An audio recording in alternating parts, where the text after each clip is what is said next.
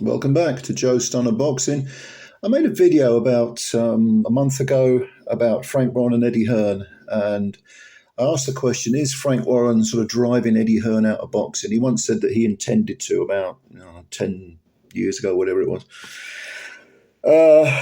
And at the time, Frank's business was leagues beneath Eddie, who was in the process of becoming Britain's most successful promoter, by far the biggest promoter. And for some years, when Eddie was at Sky, you wouldn't have even considered Frank to be any real competition at all. Well, now everything's changed. Now Frank is, he's got Turki Alalshikh's ear. He's Turkey's main man. Eddie is involved. Frank has sort of hoovered up all the heavyweights. He's got a fantastic UK stable. Eddie's UK stable to say it's greatly diminished is an understatement. Even on the international scene, Eddie is perhaps not doing as well as he'd hoped. And Eddie, no doubt, when he moved from Sky to DAZN, he did that because he was looking at world dominance. And when he moved to DAZN, he was the main man. He was De La Hoya also has a contract with DAZN, but Eddie was the main guy. And again, Eddie went over to America. He was signing up American fighters. He was putting on shows apart from Europe, places like Italy. He was also putting on shows in Mexico, in the United States, Canada. Went over to Australia a few times. He was clearly looking to dominate boxing internationally, having completely conquered the UK. Now, as a result of that, you could say, well, perhaps he spread himself a bit too thin and forgot about the UK market. That's an argument that can be made, and that allowed Warren to gradually gain pace, at least on the domestic front. But then there was that Ngannou versus Fury fight. And Warren, if you remember, said, this is a game changer. And I, for one, thought, what's he talking about? Silly old sod, game changer? What, that fight? No. It seems that Frank was talking about the fact that it was on in Riyadh season and that he was going to be working very closely with Turki Alalshikh. Now, Eddie jumped on board. They had the 5 versus 5. Eddie seemed initially very happy to work with Turki Alalshikh. I'm someone who thought that Matchroom would win the 5 versus 5. I think a lot of people did. I thought it would either be 3-2, maybe 4-1 to Matchroom. I really did. But of course, we know it was 5-0. And then to add insult to injury, Frank picked up another couple of wins over Eddie. And in fact, Eddie only recently had his first victory in the Matchroom versus Queensberry stakes when Sky Nicholson, she won her fight. She defended her belt successfully. So that gave him his first victory. As far as, the whole Riyadh thing goes and the whole UK promoter love-in goes, suddenly there was a spanner in the works in the guise of Ben Shalom. He came along and he's got a 4-fight deal now with Turkey. And in fact, a couple of his fighters scored victories over Eddie's fighters. Tyler Denny beat Felix Cash. That was a surprise. So Eddie really is suddenly things are looking a little bit grim for Eddie. Now, if you're a promoter, things are, of course, peaks and troughs. So you can work very, very hard and have great success. But the real test comes when you're working very, very hard and things aren't going your way. That's the sign of someone who's tough, who isn't a front runner. It's the same if you're a fighter. If you're in the ring and you're desperately trying to get the better of the other guy, and for 2, 3, 4 rounds, he's getting the better of you. The old cliche, when the going gets tough, the tough get going. It's now up to Eddie to show that he is made of the same metal as Frank, because Frank Warren, he's 72 now. So he's 27 years older than Eddie, perhaps. This guy's been bankrupted a couple of times. He's been sued for millions by Don King back in the 90s. He's been shot, of course, lost half a lung. And just using that one example of being shot, within a few days he was out of hospital making deals, trying to run his business. This is a guy who is from very modest beginnings and built everything from the floorboards up.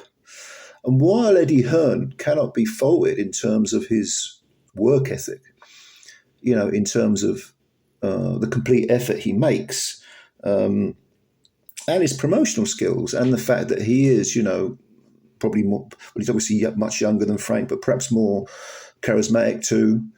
Frank can talk, don't get me wrong, and he's got his little cult followers as well. But Eddie, he's got that gift of the gab. He was, when he first took over from Sky, I think he may have even used the phrase, a 21st century promoter. Well, he's not getting things his own way now. So now we're going to see what he's made of, because the pendulum, without question, has swung very much towards Frank Warren. And even if you sort of don't specifically talk about Frank Warren, the pendulum with regard to success internationally, the pendulum has swung away from Eddie Hearn. He is no longer the main man, necessarily the main man at DAZN, because ultimately Turki Alalshikh is the guy, and Frank and Eddie have to defer to him. Probably it's Turki who has the final say over things. Certainly when it comes to, I think probably maybe not the matchups themselves. I mean, I'm sure Turki's the one pulling the strings, and I'm sure the promoters are making suggestions, and they have contracts with their fighters, so Turki has to respect that. But you get the feeling that the main man is Turki Alalshikh. Now, let's say that Turki Alalshikh was to cut a deal with DAZN for, I don't know, broadcasting rights for Riyadh or something like that. Would, certainly without question, he would become the main man at DAZN, which would leave Eddie hanging. Because whatever you think about Frank Warren, and I don't have particularly a high opinion of him as a human being, never met him, never likely to meet him, don't mind if I don't meet him. But he will work with others, and he will play second fiddle to others. He did it with Don King in the 90s, and he ended up getting sued by Don King and losing millions. But he doesn't mind that. He has the ability to park his ego at the door and say, okay, we'll do this. Even when he's been bankrupted, it's never crossed his mind to give up, because he knows boxing. He's a boxing guy. He's made millions and millions out of it and lost millions, but he knows boxing.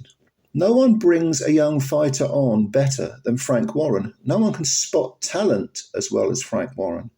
Now, with Eddie, he does have an ego, and he wanted world dominance. He wanted to be the guy with all the power.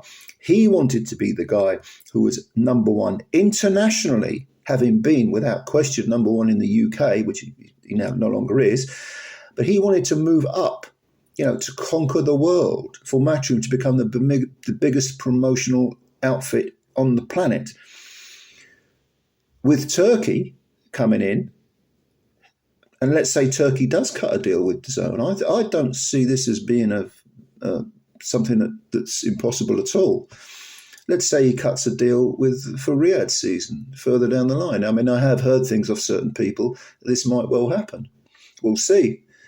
But if he was to cut a deal with DAZN, let's say for exclusive rights of Riyadh season, Eddie can forget about being the number one man, even at DAZN, never mind internationally as a promoter. There's also talk of Frank Warren. If you remember quite recently, maybe a month or two ago, people talking about Frank Warren becoming, maybe cutting his ties with the TNT Boxing and BT Sports and moving over to DAZN. Even if Turki doesn't cut his own deal with DAZN, if Frank did that, Frank is Turki's main man. If you look at the top table, you've got Frank sitting near Turki, and Eddie's to the side.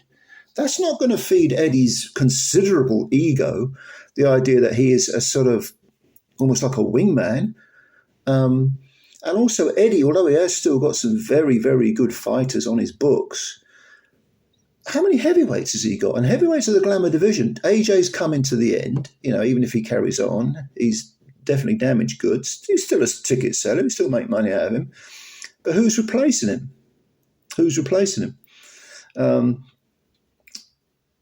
We've talked about the UK the UK stables, but internationally, I mean, who's Eddie got? Ray Ford lost in the 5 versus 5. Amo Williams lost, got stopped by Shiraz in the 5 versus 5. He's got Boots Ennis, okay, no problem. Terrific welterweight, probably the best welter in the world. Andy Cruz is still on the books. Yeah, no, there's some talent there, no question about it. But they're not really big ticket sellers. They're not people who are going to transcend the sport. They're excellent fighters who could become pound for pound fighters. But they're not people who are going to rival in terms of money. And let's be honest, Eddie is a money man. Right, primarily a money man before he is a boxing man. This is where him and Frank differ. He hasn't got many people who are going to take over the world in terms of finances, and that's ultimately with any promoter, the buck stops with how much you're making. Frank is a boxing man, but he also wants to make money. But if he loses it, he knows that he's got that boxing knowledge just to get back in there and rebuild again.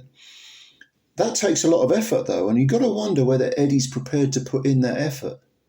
Now, I know a lot of people are going to say, well, hang on a minute. Frank Warren is 72, Eddie's 45 or whatever he is, mid-40s. Frank ain't going to be around forever. That's quite right, he's not. Who's going to take over? George Warren and Francis. And George, whereas Francis is more of a sort of front man for certain promotions and, probably he's in the business because his old man is Frank Warren. George is a very, very shrewd operator. Even Eddie said this. And George and Francis will have learnt about boxing through their old man because their old man is a pure boxing guy. If Eddie decides to step aside, who takes over? Frank Smith? I mean, there's no doubt Frank Smith's a very hard-working guy, understands a fair bit about boxing, just like Eddie does. But is he really a boxing guy? And also, I always think you need a confidant. You need someone who's... See, if you're the age that I am, you will remember one of the greatest managers ever, football managers ever, which was Brian Clough, who took Derby County, of all people, to the semi-finals of the European Cup, won 2 European Cups and the league with Nottingham Forest, another very unfancied club. He always had a number 2, a guy called Peter Taylor, not the boxing, not the boxing guy, not Katie Taylor's dad, but Peter Taylor was the guy he was his foil. He was the guy he worked with totally. He was the guy he discussed everything with. When Frank moves over and George takes over, I think George will be the man behind the scenes pulling the strings, and Francis will be in support, maybe the front guy, but it'll be like don't take offence, gentlemen, but it may be like a sort of George Bush Jr., Dick Cheney situation where Bush Jr. was the face and Dick Cheney was really the guy pulling the strings. When that happens, like I say, they're 2 brothers, it's a family business and so on and so forth. Frank Smith, not related to Eddie Hearn, not a boxing guy, and on his own, essentially. And I know Eddie's got a couple of daughters, hasn't he? They're only youngsters, though, I think. And I don't know whether they would want to go into the boxing business. I don't know. But it'll be interesting to see what's next for Eddie Hearn, what he does, because he's got some work to do. He's got some serious work to do to rebuild his stable. And this is important to Eddie, probably much more important than it is to Eddie than Frank, to regain power. Because a man of his considerable ego wants the power. He doesn't want to be beholden to anyone. Working with someone is not the same as working for them. Okay, so I see this as crunch time for Eddie Hearn. And then, of course, you've got, the very unfancied, but nevertheless, someone who you never know could become a bit of a player, Ben Shalom. 15 years younger than Eddie or whatever he is, 14, 15 years younger. When Frank bows out, even if Eddie's still around, he's going to have Shalom, who's got Sky's backing. If Shalom gets in with Turkey, maybe that relationship could grow. This is crunch time for Eddie Hearn, and it will be very, very interesting to see where it leads. Will it lead to a second coming of Eddie Hearn? Maybe.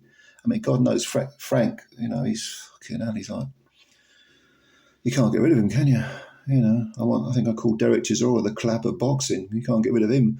Frank, he'll probably be doing this when if he lives to be 90, just like Bob Arum's doing. He'll probably take a back seat and everything, but he's got his sons who are going to take over. Eddie, who's going to take over with Frank Smith. Anyway, a few thoughts about DAZN, Riyadh season, the influence of Turkey. I mean, this has been a bit of a convoluted potpourri video, a bit of everything going in there. But I do find this very sort of Machiavellian. A guy I often chat to, Dean, who's a friend of Lee from Inside the Distance, he described it as like Game of Thrones. I've never watched Game of Thrones, so I don't know. You tell me. But yeah, I'll go with the Machiavellian analogy. Lots of sort of skullduggery and cutthroat things going on. I find it quite interesting, to be honest with you, as an outsider looking in. And at the moment, we're getting good cards. So, I think I'm not going to go into Turkey's overall influence on boxing because I've done that before several times. But let me know what you think. Leave your comments below, ladies and gentlemen. Please subscribe to the channel if you know and hit the like button. I appreciate your time. As you can tell from the lovely surroundings of this beautiful room at the Travelodge, I am away from home at the moment, having a fair bit of fun. But I'll still keep doing a few videos, in the evenings when I've got nothing else to do. There's never anything on the telly, despite 100 bloody channels. I'm not someone who's got a telly. I ain't got a telly. And when I come into like a hotel or whatever, whenever I'm travelling, I put the telly on, I turn it off after 5 minutes and nothing on. Anyway, you old sod. I know that's what you're saying. Anyway. Leave your comments below. I enjoy reading them, and I will catch you all later. Thank you, and